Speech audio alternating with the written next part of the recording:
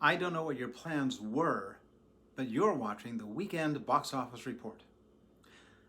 I'm your host, Daniel K., and here it is, the second weekend in February coming up, and the movies that are coming out of the clearinghouse of things that they had to get rid of before the date movies come out next weekend. And they're all limited releases, and most of them seem to have lofty goals, but not lofty enough that they thought they could have gotten Oscars from them, otherwise they would have released them, a couple of months ago. So, I've resorted to notes. I never do that, but this is what's coming out this weekend. There's something called Falling from Quiver Studios. Falling stars Viggo Mortensen and Lance Henriksen. And let's see, it's about John Peterson. He lives with his partner Eric and their adopted daughter in Southern California when he is visited by his aging father from Los Angeles, who is searching for a place to retire. The two very different worlds collide. This, by the way, is directed by Viggo Mortensen, so it's probably an actor's chamber piece. Don't go. Let's see, then from 101 Studios we have Dara of Jasenovac,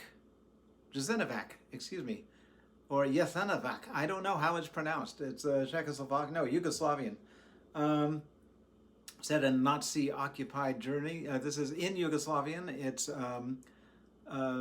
the harrowing story of a child in a concentration camp.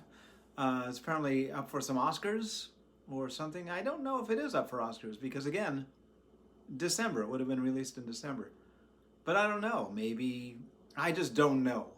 But it doesn't really sound like not a downer to me. Let's see. AIP is bringing you Minamata with Johnny Depp as a war photographer named W. Eugene Smith, who travels back to Japan, where he documents the devastating effect of the war. Of mercury poisoning in coastal communities. Probably based on a true story because W. Eugene Smith is hyperlinked. So, based on a true story. So that's 2 based on true stories so far, and 1 actor's chamber piece. Let's see. The Reckoning from RLJE Films.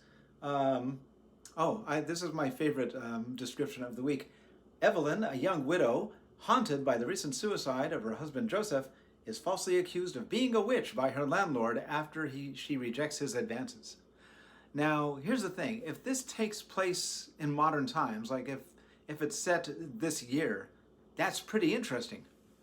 If it's set during a time when, say, there's a lot of witches running around, I don't know. So, sadly, I don't know anything more than that description. So, you pays your money, you takes your chances. There's a movie called Little Fish from IFC. IFC, of course, dominated the box office last year at a time when no one was seeing movies. Little Fish, a couple fights to hold their relationship together as a memory loss virus spreads and threatens to erase the history of their love and courtship. Eternal Sunshine of the Spotless Mind took that idea and made it a little better probably, but maybe it's worth seeing. I don't know. And finally, Son of the South. This is from Vertical Entertainment. It's produced or executive produced by Spike Lee, which means he may not have had this much to do with it, but it's a poignant true story. So the 3rd true story of the week, unless that witch thing is true. Set in Montgomery, Alabama, and a Klansman grandson. It's hard to say Klansman's grandson. Must choose which side of history to be on during the Civil Rights Movement. So, historical, true life story. Could be worth seeing. This all could be worth seeing. I don't know. My goodness, it's been going on for 4.5 minutes. Those are your choices this week, assuming any of them are playing where you live. And if not, they're probably on Netflix. Or if not that, somewhere else. So, if any of that sounds like a good idea to you, you go get them, Tiger. All right, well, that is the Box Office Preview. Thanks for watching. We'll be back again next week, etc., etc., etc.